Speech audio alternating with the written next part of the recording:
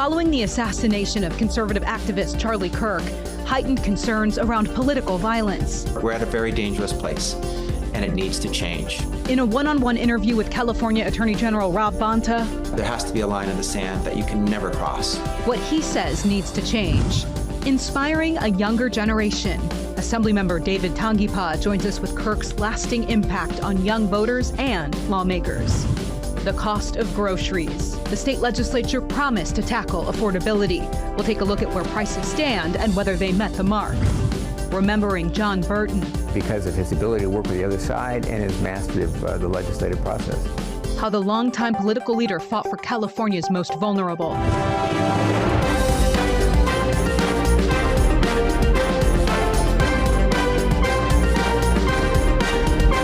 This week on California Politics 360. Lawmakers and leaders calling for unity following the murder of conservative activist Charlie Kirk. Thank you for joining us. I'm Ashley Zavala. This week, we heard lawmakers from both parties calling for the rhetoric and the temperature to be lowered after this shocking incident. Kirk was shot and killed while speaking at an event in Utah Wednesday afternoon. He was kicking off his latest national college tour at Utah Valley University. He hosted these events through his conservative youth organization, Turning Point USA. Kirk was widely criticized throughout his career for making provocative statements on social issues. He was also a close ally of President Donald Trump. The president called this a dark moment for America. Kirk was 31 years old, leaving behind his wife and 2 young children. Following the shooting, elected officials and activists started canceling speaking engagements, citing violence concerns, and of course, federal officials launching a thorough investigation into what happened. Joining us now is California Attorney General Rob Bonta. Attorney General, thank you so much for joining California Politics 360. Thanks for having me, Ashley. Nice to see you. Good to see you. So, Mr. Attorney General, just what was your first thought when you heard about what happened to Charlie Kirk? Oh, it was terrified, disgusted, shocked, and scared for and concerned deeply for where we are, and saddened for his loved ones. For his, this is a man who, with a wife, children. Children can never hug dad again. His wife never hold his hand again, and his loved ones will never be able to hug him again or enjoy his presence, his company, his love. And so I saw it at a human level, and as a dad myself, a husband myself, someone in politics and who's chosen public life myself. I felt sad, shocked, and dismayed. And, this vile, disgusting act is obviously unacceptable, something we can never have. And Charlie Kirk should be alive.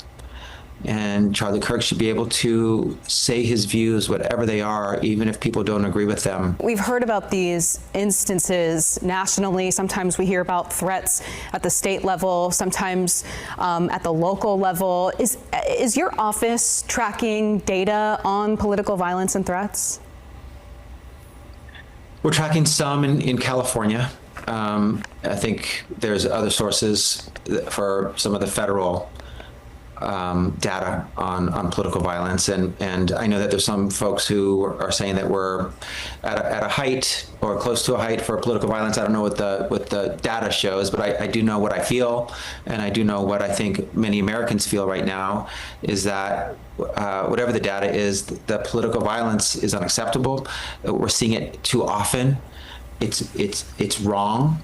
It can't continue. The temperature has gotten too hot and the environment too toxic, and we need to take the temperature down. Mr. Attorney General, you mentioned taking the temperature down. I mean, what solutions specifically are you referencing? I mean, do you think that both political parties, including the Democratic Party, which you're a part of, could they do a better job of turning that temperature down? I think it's important to all understand that we have a role to play. And how we discuss issues, and I don't want to be misunderstood. I think passion is important. People are pushing to advance our society and taking on issues that have touched their lives or touched the lives of their loved ones, and they should feel the passion in their work to create change, create justice, create opportunity, create equity, whatever it is. But we can't engage in violence and or incite actual violence. And I just want to be clear: there's figures of speech that people use. I use them sometimes, and if we're all being adults here, they're figures of speech. They are not incitements to violence. Like saying you're going to fight fire with fire means you're going to meet the threat with an equal response and do it through peaceful means, like putting something on the ballot that people can vote on using the democratic process. It doesn't mean you're going to engage in arson, obviously, but I think we should all be calling out violence, no matter the party of the victim or the party of the perpetrator. We should not weaponize this into being something it's not, and turning it into a bludgeon or a cudgel to beat up the other party somehow. I think that is actually disrespectful to Charlie Kirk and his life and legacy, to use his murder as a way to advance and your predetermined political goals. I don't think that's right. I think, but I do think that there's a role to play here collectively for those who are engaged in public life and public debate and in deliberation, to recommit to peaceful deliberation and to acknowledging and recognizing and always doubling down on the fact that there's a line in the sand. It's violence, and we can never cross it and never engage in any type of violence or incite violence. All right. Mr. Attorney General, we thank you so much for your time. Thanks for having me. We mentioned Kirk's events sparked a lot of controversy over the years, often because of his comments on gender, race, and gun control. He also inspired a younger generation of voters and politicians. That includes 30-year-old Republican Assemblymember David Tanguipa, who is the youngest lawmaker serving at our state capitol. Assemblyman Tanguipa joins us now. Thank you so much for making time for us today. Well, thank you. It's an honor to join you, and I am still 29. Still 29. I stand corrected. Okay, well, Assemblyman Tanguipa, first, you knew him, you worked with him. What and how did Charlie Kirk and Turning Point USA inspire you? Well, it's the thing that he was just bold.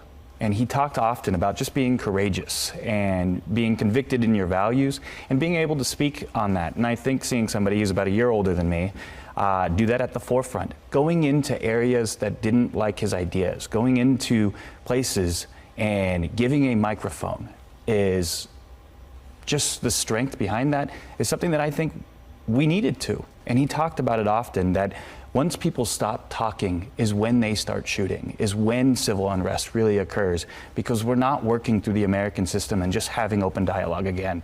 And it's heartbreaking to me to see that the only weapon that Charlie had was a microphone. And he is no longer here today simply for being convicted in his beliefs. He never attacked anybody. He didn't shoot anybody. And I think when he started his organization called Turning Point, we have hit that turning point right now where people are waking up and they're actually seeing it. And I couldn't be more grateful for a lot of the support that he's been able to do. His last event was in the Central Valley, and he cared about it, and he didn't have to. And for him to be killed simply because he cared, it again is heartbreaking, but I think it is still motivating on why we must stand up right now in the face of fear. Yeah, you mentioned his last full event being in the Central Valley. I know we've talked before, you helped him actually in his very first event in the Central Valley, and you were helping him organize another one. What can you tell us? And how is everyone reacting that was part of that? Yeah, it's a big deal that he was looking at California. I mean, he did a lot of work on the federal level in this last election that he wanted to help out and support because he believed that this was the right direction for our country. Now, after winning in November on that side, on that ideology, he wanted to focus on California because he knew California was vital to the nation. And it really started through the Central Valley. And as a representative of the Central Valley, I was just grateful that somebody would come. he was, again, open dialogue is what he lived through, and that people could come and say whatever they wanted to say, and they should be respected to do so, because that's our First Amendment right. So, you know, it's heartbreaking again. The event that he was working on in November was, again, just more of that, let's talk to each other. Let's open the microphone and dialogue on those ideas. You may disagree with me, but you have the right to say it. So it's a loss for not only just the Valley, but for the entire country as well. Did he have any other broader plans for California this upcoming year or within the coming years? I think it was all just part of his entire mission. His mission was to go into places that didn't like him and to give them a microphone so that way we could debate ideas. He always talked about how he wanted somebody to change his mind. And that's the part where, you know, being in the legislature, we've been called Nazis and racists simply because I disagree with somebody. But I don't ever remember Mussolini or Hitler going into the areas that didn't like him and saying, let me hear your opinion and change my mind. They threw people in jail. So the rhetoric that we've talked about is being used against conservative ideology is the dangerous threat. Violence is an act. And what we just saw with what happened to Charlie was he was publicly executed simply for talking to people in a place that was supposed to be freedom of speech. And we've got to think about where is that coming from and why are people doing that right now? Yeah, I mean, it's horrifying what happened to him. There is no excuse. Others who have different political beliefs than him, others on the other side of the aisle, saw him as anti-trans, as racist, and in some instances, he was known for embarrassing some of these younger voters with different political beliefs in viral clips on social media. I mean, while now we're hearing that both political parties, everyone involved should turn the temperature down, I mean, do you think he played a role in turning it up? I don't believe so. I don't believe so because, again, he may have a difference in opinion and he may have a difference in ideology, but Charlie never asked for somebody to go out and commit an act of violence against somebody. That you may fundamentally disagree with each other, and I think it's emblematic in where our ideologies are at today. I do believe, as I've debated on the floor, that I think my colleagues on the other side of the aisle, I think they have bad ideas. But I think within far left ideology, they think that conservatives are bad people. And that's a fundamentally different aspect of where we're arguing from. That I've never thought that somebody that I fully disagree with deserves to be attacked, deserves to be shot, deserves to be anything. I don't know if I can say the same thing on the other side. I've had people tell me as a Polynesian individual that conservatives, I'm wrong, I'm all of this, and I will learn one day. Well, what do they mean by that? And we've got to get away from that disagreement through our ideologies is part of our system, and it is okay to talk about them. But when they try to use fear, that is a form of terrorism. We have like 20 seconds left, but you mentioned how you feel about Democrats. I mean, but could the Republican Party do more to turn the temperature down? I think so. I think, again, we just have to stand in the face of fear and continue to do what Charlie lit, and to be bold and convicted in your values. And I believe that's on far left ideology. I don't believe most Democrats think that way, and we've got to do better working together. Thank you so much, Assemblyman, for joining us. We really appreciate your time. Thank you for having me. All right, well, we'll be right back.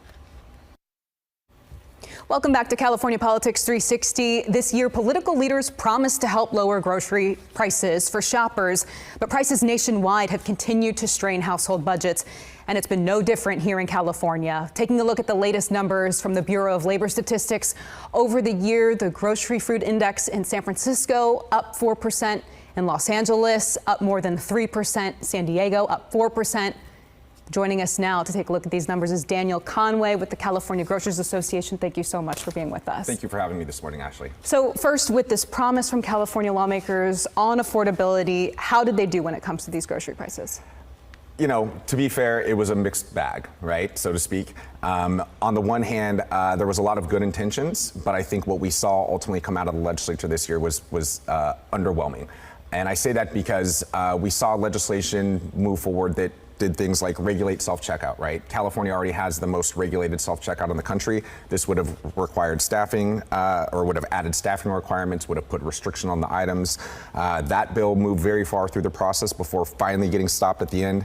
We saw another bill focused on what's called surveillance pricing, but essentially how data is used to provide discounts. And this bill ultimately would have had the effect of basically undermining loyalty programs and customer rewards. So basically the discounts that everyone enjoys at the grocery store would have gone away.